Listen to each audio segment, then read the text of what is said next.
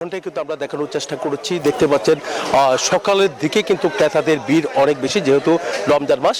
তার কারণে এখানে যারা ক্রেতা, রিয়াজউদ্দিন বাজার চট্টগ্রামের বড় বাজার, যারা ক্রেতা তাদের সমাগম যেমনটা বেড়েছে, তেমনিভাবে নতুন করে যে সবজিগুলো এসেছে সেই সবজিগুলো সাজিয়ে রেখেছে ক্রেতাদের আকর্ষণ বাড়ানোর জন্য বিক্রেতারা। দেখা যাচ্ছে বেগুন থেকে শুরু করে অন্যান্য সবজির দাম কিছুটা কমলে কিন্তু ঢেঁড়সের দামটা এখনো পর্যন্ত কমেনি। ঢেঁড়সের দাম এখনো পর্যন্ত 100 টাকা কেজিতে বিক্রি করা হচ্ছে। সবচেয়ে বেশি দাম আমরা দেখতে পাচ্ছি কাঁচামরিচের দামটা এখনো পর্যন্ত 100 টাকার মধ্যে কিন্তু থেকে গেছে। তো কাঁচামরিচের দামটা যদি একটু কম হতো সবার জন্য ভালো হতো। কোনো জায়গায় 90 টাকা বিক্রি করছে, আবার কোনো জায়গায় 80 টাকা বিক্রি করছে। আবার খুচরা বাজার, যেহেতু রিয়াজউদ্দিন বাজার পাইকারি বাজার, খুচরা বাজারে গেলে কিন্তু আরও বেশি দামে তারা বিক্রি করছে।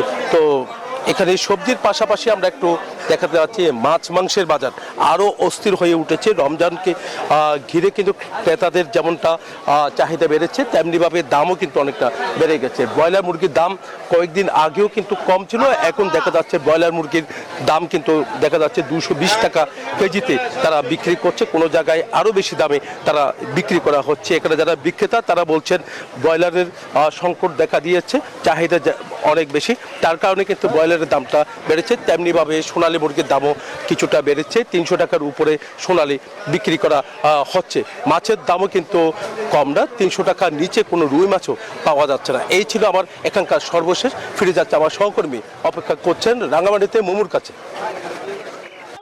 আপনি যেমনটি বলছিলেন, চট্টগ্রামের নিত্যপণ্যের বাজারের খবর একই চিত্র বিরাজ করছে রাঙামাটিতে। আমি আছি এখন রাঙামাটির বনরূপা বাজারে। রাঙামাটির সব ধরনের সবজির দাম কমলেও দাম বাড়তি আছে।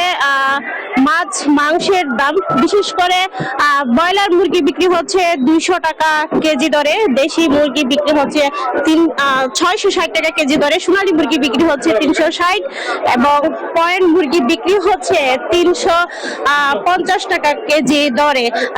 যদিও জেলা প্রশাসনের পক্ষ থেকে ভ্রাম্যমাণ আদালত চালিয়ে কিন্তু নিত্য পণ্যের দাম নির্ধারণ করে দেওয়া হয়েছে, কিন্তু আমরা বাজারে যে চিত্রটা দেখতে পাচ্ছি সেটি আসলে তেমনটা মানা হচ্ছে না বলে অভিযোগ রয়েছে। এবং সাধারণ ক্রেতারা বলছে, যারা নিম্ন এবং মধ্য আয়ের মানুষ রয়েছে তারা বলছে দাম কিন্তু এখনো সাধারণ মানুষের নাগালের বাইরে। একই সাথে দাম বাড়তি রয়েছে কাঁচা মরিচের দাম, টমেটো এবং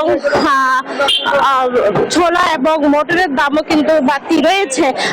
রাঙামাটির বাজার শুধু বাজার নয়, রাঙামাটি রিজার্ভ বাজার, কদমছড়ি বাজারও কিন্তু আমরা ঘুরে দেখেছি, একই চিত্র বিরাজ করছে।